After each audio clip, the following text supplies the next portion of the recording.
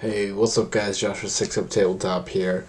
Kind of doing an update type of video. This is pretty cool news. Checking out Warlord community, I saw they had an article the last couple days talking about how they were doing their Black Powder Epic Battles Revolution, taking place in the American Revolution. Zooming in some of their stuff here, talking about the 250th anniversary of the Declaration of Independence coming up next July for the U.S. Living in the U.S., that's pretty cool. I have not a huge collection, but I have a fair collection of the Epic Battles Waterloo, and so I'm always excited to see where they go with Epic Battles. The Hail Caesar Epic Battles was pretty cool. I didn't purchase anything of it. But yeah, so they're talking about their article. This is the backdrop, talking about the different units, riflemen, some grenadiers and stuff. So that was a couple days ago, and they said pre-orders are actually coming out today, March 28th. So I thought, you know what, let's take a look at what they have available for pre-order and just kind of have a little discussion about it. So this is what they have for pre-order. There is a full, like the all-in kit for a lot of money here. It does come with a lot of things. It comes with both sides, the British. I guess in this it'd be the Continental and the Loyalist armies is how they're breaking it up. But I wanted to look at more about the, like individual bundles that these larger bundles are made up of. So just to start off, it's interesting that they don't really have a cover on this rule book. Not that really changes anything for me.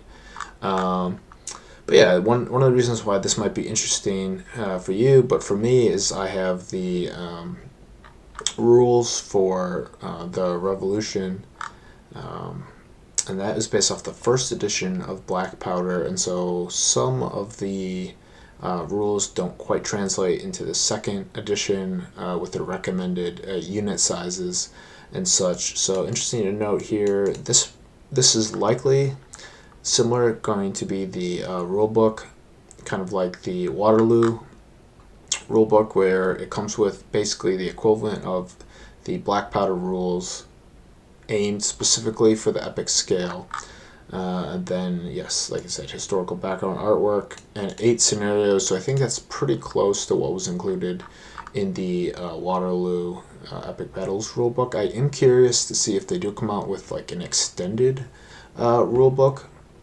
And that might actually be something I'm interested in buying, not specifically for the epic models per se, or the epic range per se, but something that could translate much easier to my 28mm project, which I've been working on these last couple months. So this is, I think this is an awesome product. I'm not hating or anything like that. It's probably not going to be for me because I am currently months into a 28mm project. So they just announced this. So I'm like, all right, well, if there's a couple months earlier, maybe this would be for me. But I'm always a fan of the epic ranges. So it's awesome to see them expand. I don't know that I necessarily would have thought that they would have gone to the American Revolution, American War of Independence thing, but here we are. So let's take a look at what comes with the British Army Brigade. So this is, a standard, this would be just like a standard box that you would get. Talks about down here 2 mounted commanders, a British standard line, a small line, militia, a tiny light company, and 1 artillery piece. Let's take a little bit closer look at what they have here. This would be the large line. Interesting to see that they have large being 4 stands. Now, typically, I had run 3 stands as a battalion, but this would probably be small or regular for them. Interesting to see the Loyalist battalion here. It looks really good. The thing about the Revolution is there's a lot of different uniforms, a lot of different flags and stuff. I think this box could be quite capable of delivering that, as the old Waterloo ones had, 20 to 30 flags for all the different regiments and stuff. So assuming they're up to date on that, I expect the flag sheets to turn out pretty good here. These look like standard musketeer, just central line units. And yeah, we see one gun and some light infantry. So interesting how they break out the light infantry into the skirmishing units. So I think overall it's pretty good. The British Army Brigade would be nice. I think that reflects what generally would be represented in, I guess the Revolution has so many different periods, so you can see like the tricorns here, but that wouldn't necessarily be what the British wore throughout the entirety of the American Revolution, especially during the Saratoga campaigns and such. But I mean, with epic battles, I mean, there's always something you could get picky about, and to me, I don't think that's necessarily a big deal. Let's look at what the Continental Army would have for that same price range.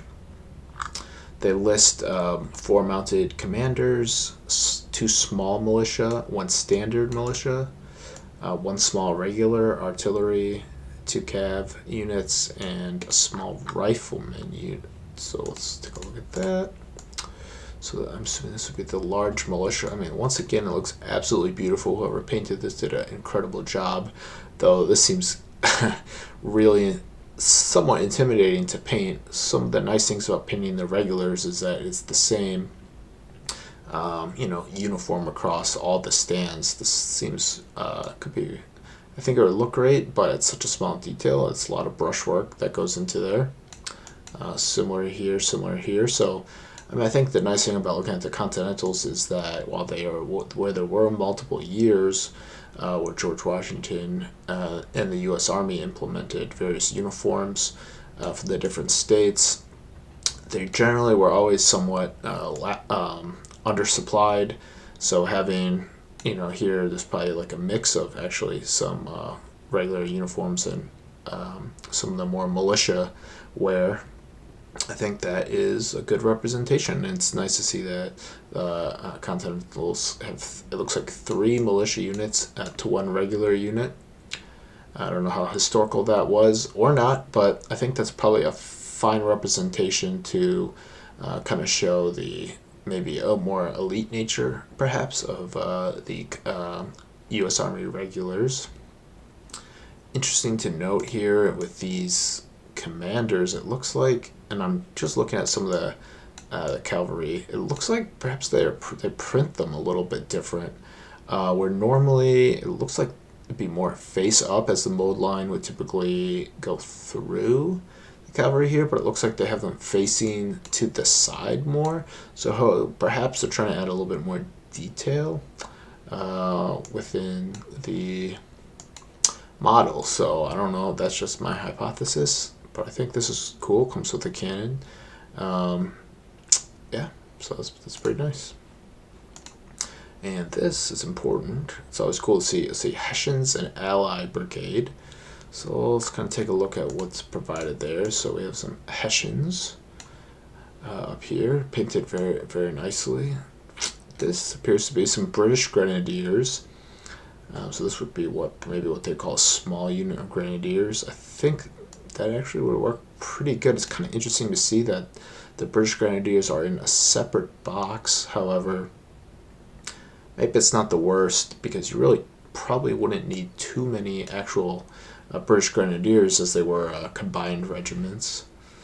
So it is interesting to see that the British Grenadiers are kind of tucked away. We see some natives here. I'm not sure how much that comes into play in the scenarios and such, but I know that there were many natives involved, so it's nice to see that they were represented in the initial box offerings. Hessian Jaegers, I think those look very nice. The iconic green and red, and some Hessian line troops. Perhaps these would be their Grenadiers with the line up there. So yeah, interesting to see the British tucked away, in a sense where if they were split up, you have the light infantry in the normal brigade as skirmishers, and you have the Grenadiers within the Allied brigade. I mean, let me just double check to make sure that's correct. British Grenadiers. Okay. And then I mean, from what I can see, these look like pretty nice sculpts, especially at that at the scale. I got Howe, Tarleton, uh, Radiso. I don't know how to pronounce some of these, but that's okay. Cornwallis, Horatio Gates, Daniel Morgan. So yeah, good mix. I know that the George Washington figure may be coming out separately, but that it comes with, like if you buy the big kit, then you can grab the George Washington miniature, which is pretty cool. So that's all I got. I know in one of the emails that popped up, they had like hinting at what might come. So they're talking about the Epic Battles Revolution British Highlanders being added, and yeah, seems like there's more to come within the range. So overall, I mean, I think this is an awesome product. I love it. I think probably some of the loyalists and militias might be fairly challenging but rewarding to paint. The sculpting on the face and everything, whoever painted this did an awesome job. Overall, I think this product is great. I mean, not that maybe they would reveal the numbers, but I'm curious to see how well this would sell, competing with Civil War. Now they have the Revolution and Waterloo. I thought that perhaps that they would add more for Waterloo, or maybe expand the Napoleonic era into Russia or some of the 1810 campaigns. So yeah, this is Josh for Six Up Tabletop. Love to hear what you guys think.